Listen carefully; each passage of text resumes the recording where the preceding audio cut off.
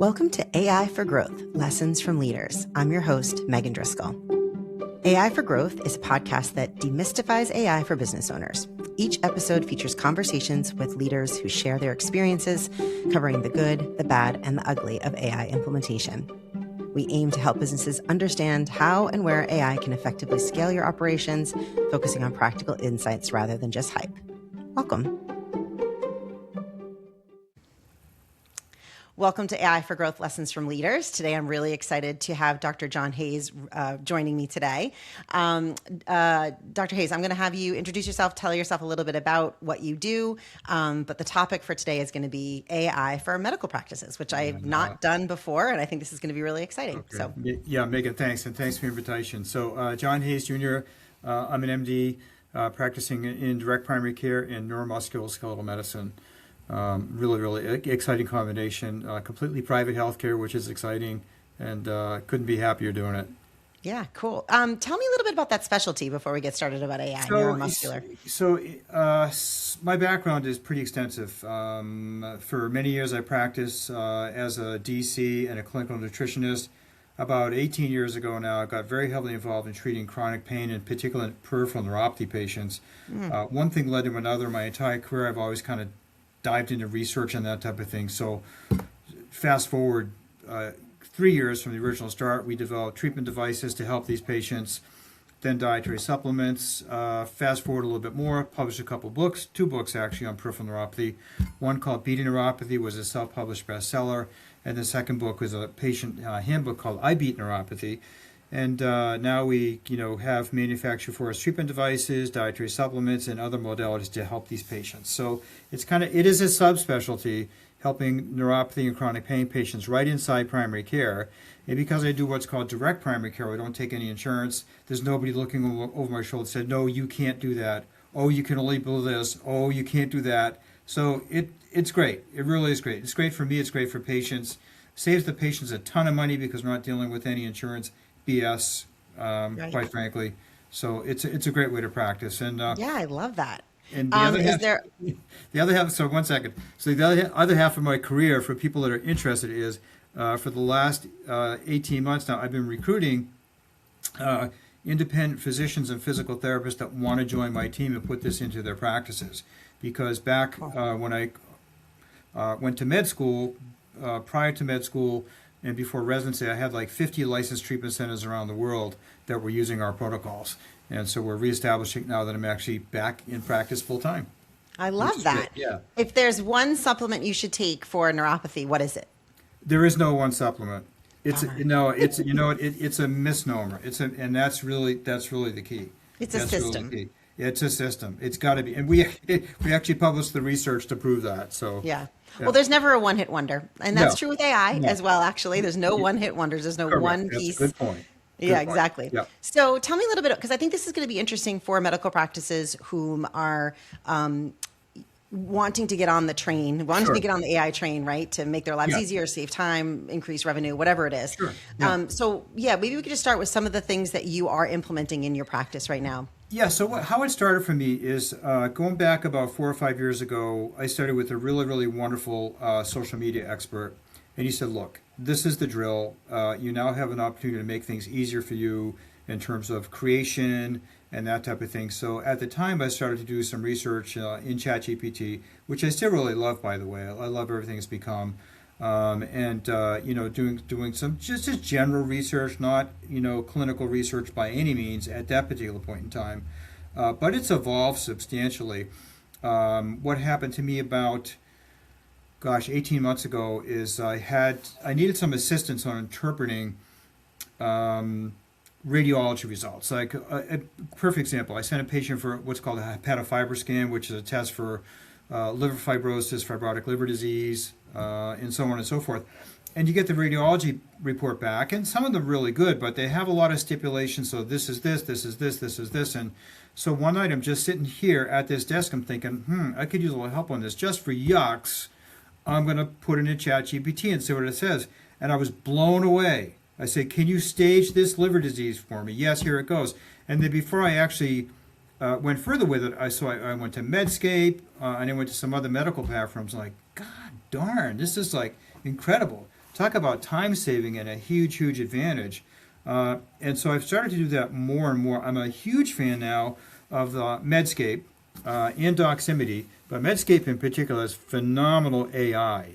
Anybody that's a licensed physician, the oh tool my built God, yes. within the platform. Yeah, and anybody Okay. who's a licensed medical physician, you can get the full Medscape platform. There's no charge for it. It's incredible. It's always been a wonderful source of research.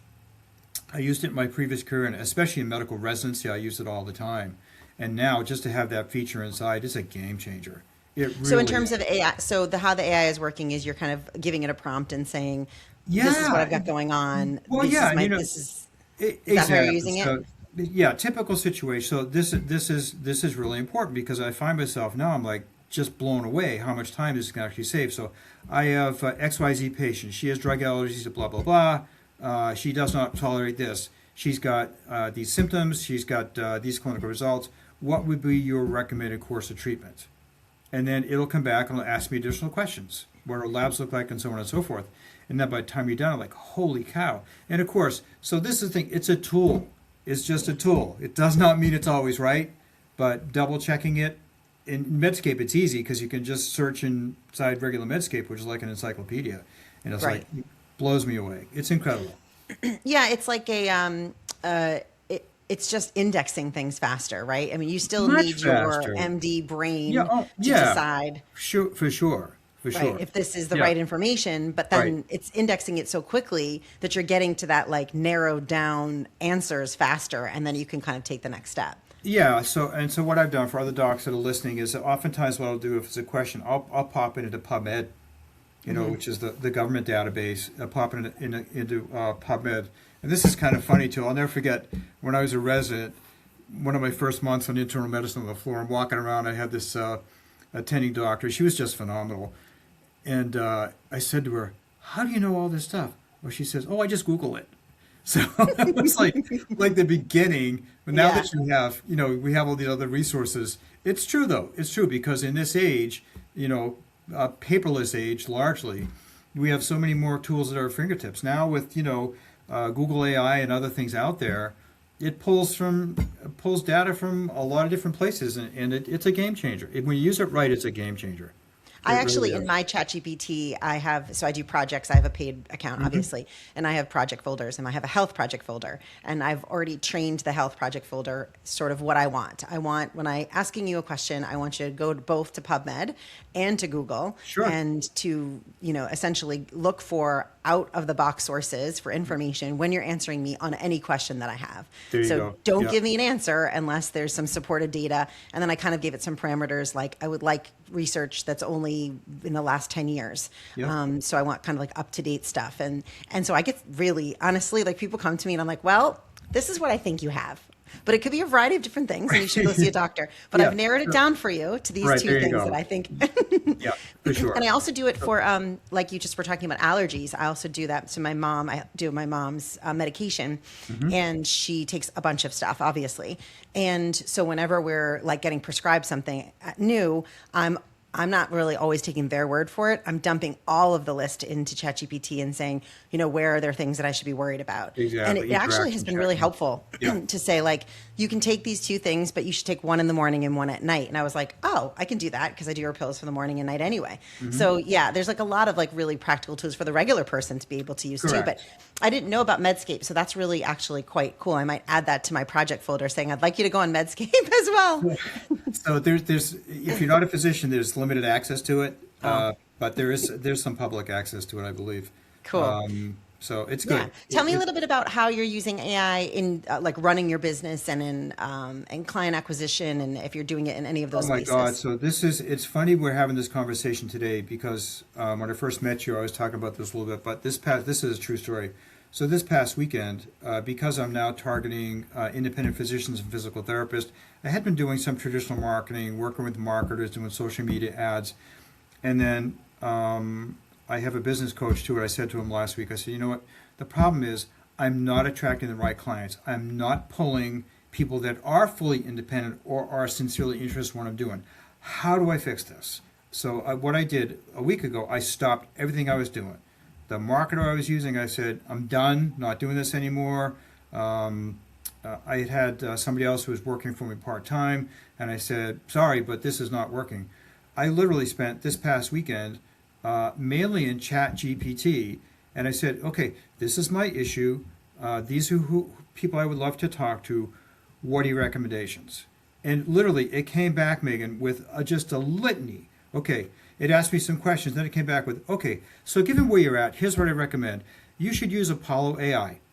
You should use Apollo AI, but you should start very small. I would, and literally, full instructions. You should start with 3 separate lists. Don't spend a lot of money. And these are the titles of 3 separate lists you should put together. And, okay, so, well, how do I find people to help me? Well, Upwork, which I've used before, but don't spend more than $25 to $50 an hour because this is a test. I'm like, holy cow. So that's what that's what I do. Yeah, it's incredible. It's just, yeah. it's, so what I what I do basically is you give me your niche, like who's our avatar, who are we going after, right?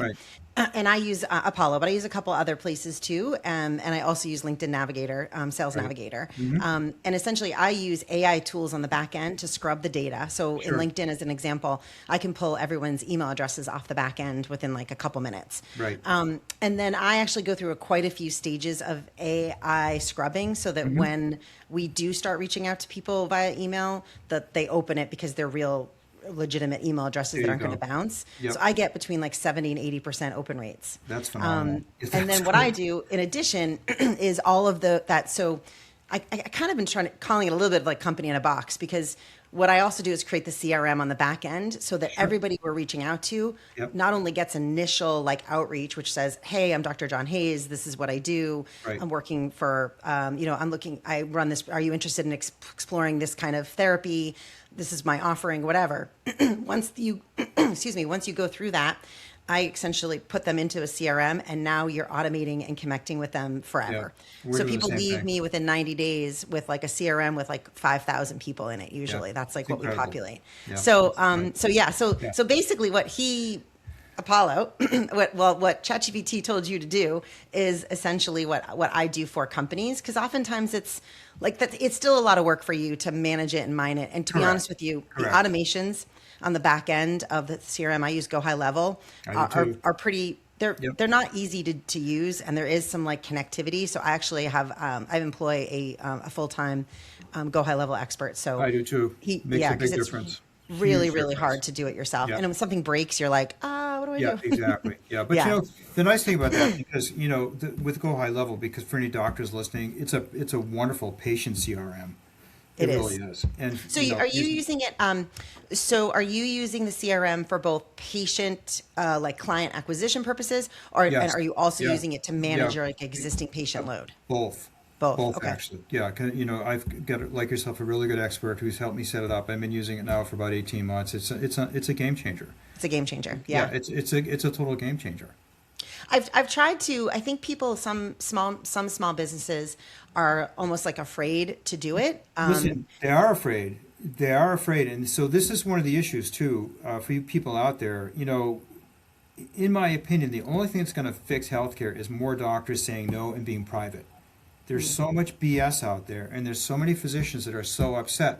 One of the most exciting things I've seen this week is on X. There's a doc out in Colorado, was an ED doc for 20 years, set up an urgent care. He calls it direct urgent care or something like that, direct emergency care, DEC or something instead of DPC. His clinic was slammed the first couple of weeks, you know, saving patients literally thousands of dollars versus going to the emergency room.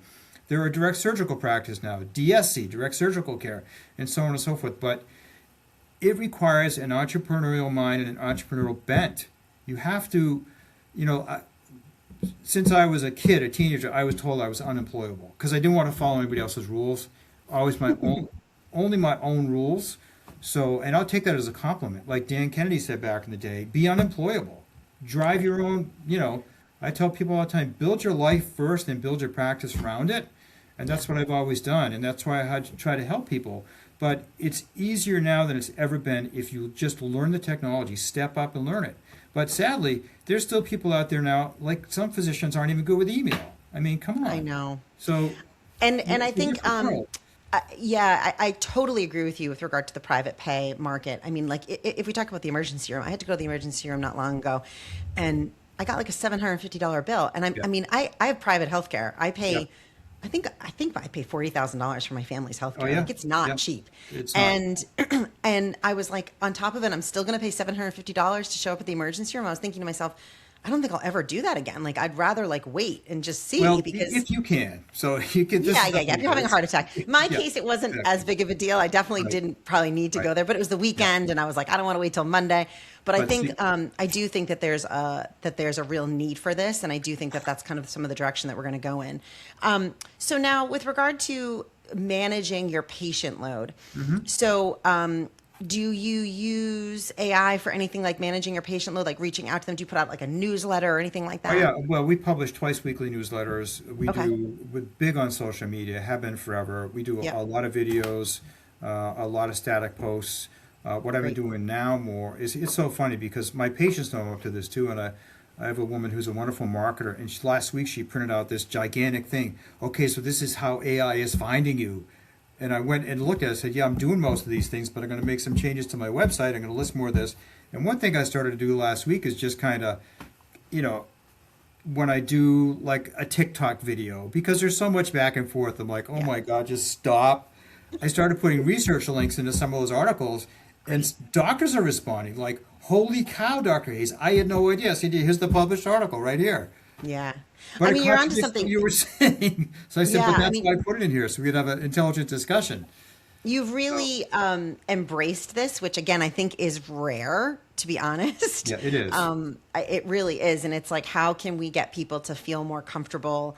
I mean, we're talking about two separate things. We're talking about like client acquisition and just like having a system. It's really a Yeah. sales system. What is your client acquisition system? You have to have one. You can't just say I'm going to post online or do Google ads and think that that's going to be enough. It's not. No, it's not. So there's that, and then Correct. there's the other piece about embracing social media and Right. really figuring out what really works and Right. playing with it enough. And I think that's a piece where what I find, what I hear a lot and experience myself just is like the time invested. So talk about how you're managing that. Like, how are you managing the time it's taking you to do that versus managing like your patient load and like having a life outside of work as well? So this is something I taught a course on almost 20 years ago. I hire incredible high school and college students. Mm-hmm. They're tech literate, they're savvy, they're polite, they're timely, they know a lot of this stuff, and they run circles around me and a lot of this stuff.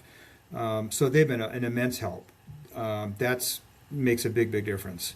Yeah. Because you go high levels enough to just sit down and, edit stuff and tweak things and coach them and that type of thing. So the other thing I like about Go High Level too, Megan, is you've got the media platforms right in there, which is really cool. Yeah. But you know what? I think another really important point of this, if you're in private healthcare and you're a physician especially, and you think you don't need to know this, you're going to suffer. Patients are doing this. Hello? Patients are doing this. They're using all the tools. They are on ChatGPT. They're searching for you. They're searching for answers. They come in with a boatload of questions, and you tell them something. They're going home and they're researching it. Yeah. You know the rate on people searching now AI versus just Google, regular Google search, is like through the roof.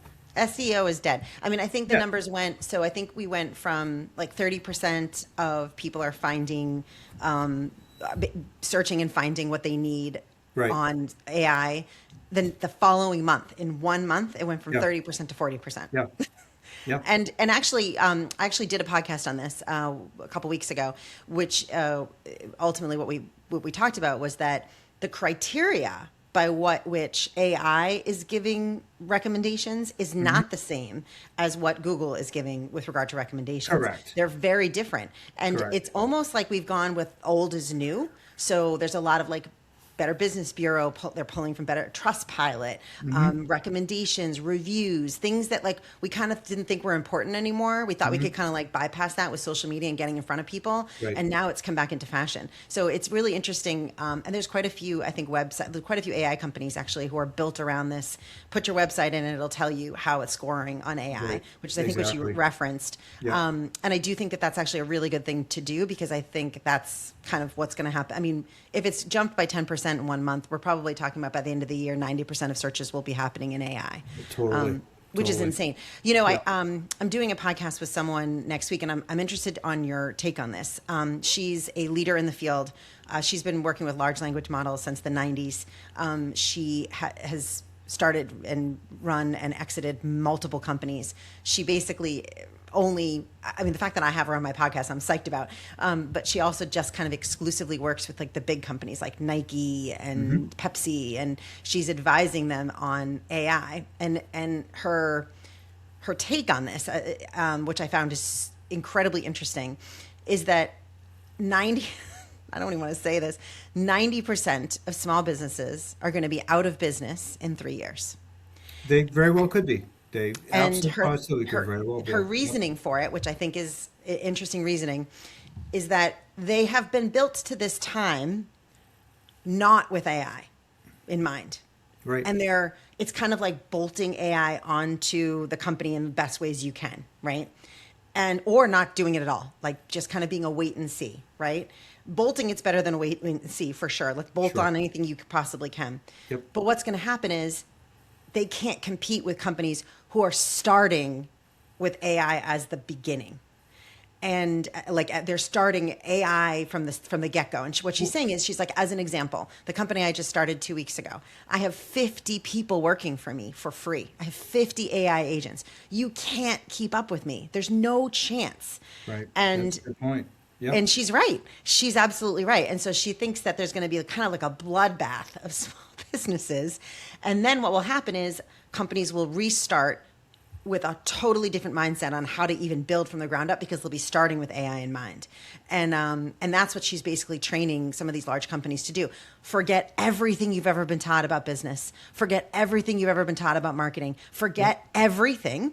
And you're going to have a totally different new mindset as you move forward. Yeah. And she said it's incredible that, it is happening. She's seeing people in real time forget everything. But that's really, really hard for small businesses, because they're not sitting cushy in a seat at Nike with a salary, right? Listen, wake up and get it. And look, you can build a good team. You know this better than anybody. You just build a good team. You have to have people that are helping, but you don't have to spend a fortune. You can save a fortune. Yeah. Just save an absolute fortune. One of the things that I'm doing now is I'm training my own AI agents. So I hope to have like 5 or 6 by next month. Good for you. And then what I want to do is teach other people how to build their own AI agents or build them for them, basically. Perfect. That'd be great. So that you would have your own marketer, you would have your own administrative assistant, you would have, all the really like the jobs. For the business, yeah. That's right. And they're just running all the time, working for you on the weekends. Yeah. Yeah. So cool. It's good stuff. It really is good stuff. It just is. So I wonder, what's your, when you think about your practice, so you have one office, is that right? You have one right now, place one that you're in office, business. Yep. Okay, and so what's your larger plan for growth? So my larger plan for growth is I'd like to have some additional direct primary care practices on the South Shore of Massachusetts, which is where I live. Yep. That's what I'd like to do. And I fully expect as the neuropathy and chronic pain thing expands, I really want to have hundreds, if not thousands, of independent physicians and physical therapists helping 30 million people that need real help, because they're not getting it now, only because we're not trained as physicians to, you're trained to, okay, so peripheral neuropathy, on board certified family medicine, my family medicine examination, how do you treat peripheral neuropathy, gabapentin and Lyrica, 2 questions, 30 million people. Because that's kind of how we've been taught, and we are, in this country, we are way behind what's been done in Europe for a lot of these pain things. Europe has been using low-level light therapy for years before it was done here.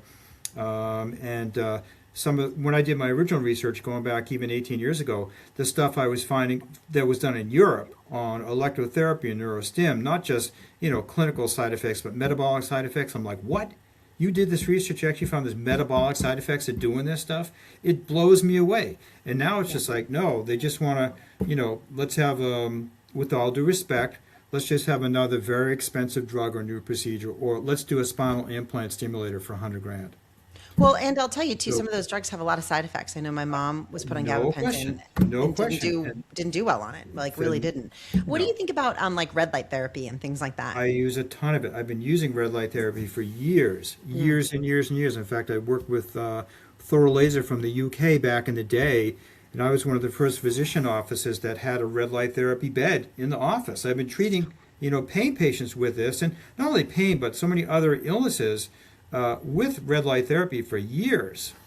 Yeah. And so So we've got some new stuff coming up on that too. I have a panel in my house. Good. And I do stand in front of it. And the other thing I'll tell you, you'll appreciate this. There you go. I have a Yep. red light hat There you go. Yep. because, menopause will make your hair fall out. So I've learned. Yep. There you go. And actually, I have all these baby hairs that have There you go. grown Look since at I've that. started Yeah. using it. There you go. Yeah, super Yeah. cool. I love that. Yeah. Okay, so you're really looking to expand through like a teaching. You're going to be teaching other physicians and physicalists to sort of learn this Correct. protocol, if you will, Correct. basically. Yeah. So you're basically selling the protocol that can be used by other people. Well, yeah. So we actually license treatment centers for Okay. mainly for intellectual asset protection. Even with that, I decided to go to med school, and people that kind of, with all due respect, ripped me off. Basically, built like multi-million-dollar businesses. So mine's next. Yours But is anyways, next. Yours yeah. is next. So No time like the present. exactly. But the other thing too is because I love what I do. I do consulting, and a lot of this stuff is now implemented in how we coach doctors. You're gonna, be independent, or you're gonna be happy in medical practice or physical therapy, whatever you're doing. It's a new world, and it changes. Oh my God, it's incredible. It's unbelievable. Yeah. How do you think AI, sort of getting into the final question, how do you think AI will shape your business moving forward? Like, what are the things you're worried about with AI, and maybe what are the things that you're excited about? No, you know what? I think it's you have to be a good CEO. You have to realize this is the world we're living in, guys. You're not going to change it. You may not like it, but tough. It's just what we're living in. So you may have to set things up differently, and teach people more.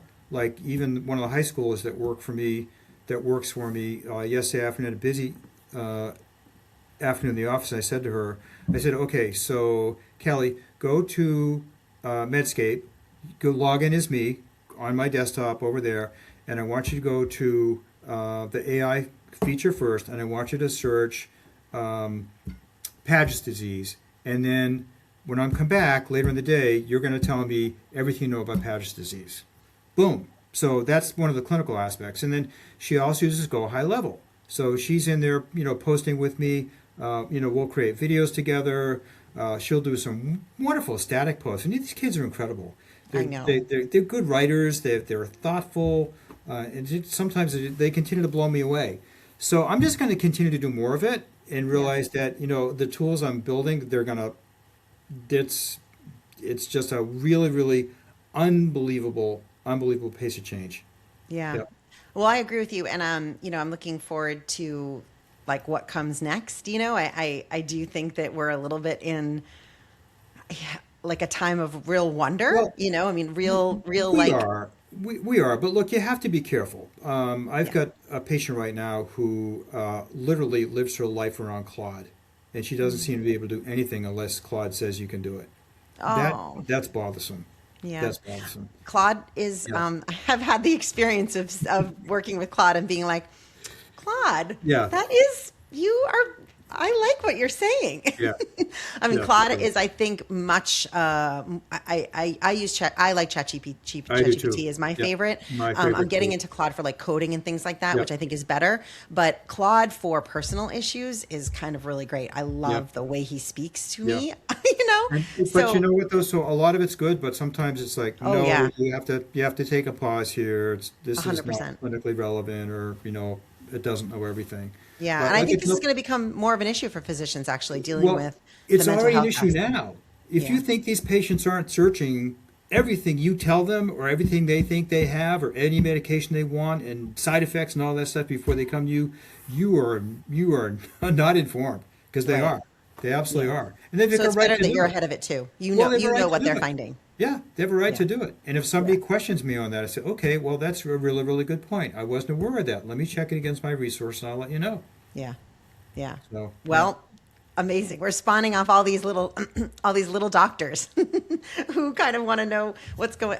But again, Yeah. I also think it can be quite helpful to come in and say, "Hey, this is what's going on. This is the research that I've done. This is what I think it might be. Could we rule that out? And there's a lot of like empowerment for a patient to feel that way, to go to a doctor and say like, I'm something's wrong, because I do feel like in some instances, and especially with women's health, I know this to be true because I've experienced it, where you'll get this like, oh, it's in your head, or this is just what happens. And it's like, my hair falling out is not just what's going to happen. Like, I'm not just going to be okay with my hair falling out.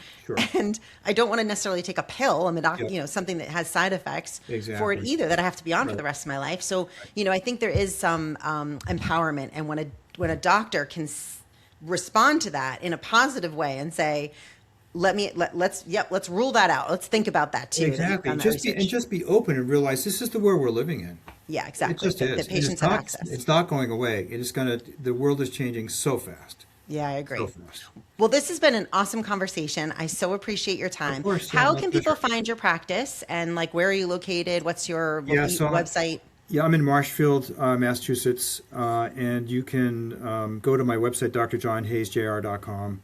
There's links on there. drjohnhayesjr.com. Yep, and there's links there for physicians and physical therapists. There's also patient links, and there's also a link to our neuropathy site, neuropathdr.com. NeuropathyDR.com. Amazing. Yep. Thank you so much for coming today. I really appreciate it. Thanks for having me, Megan. I appreciate it. All right, take care. Bye. Bye-bye.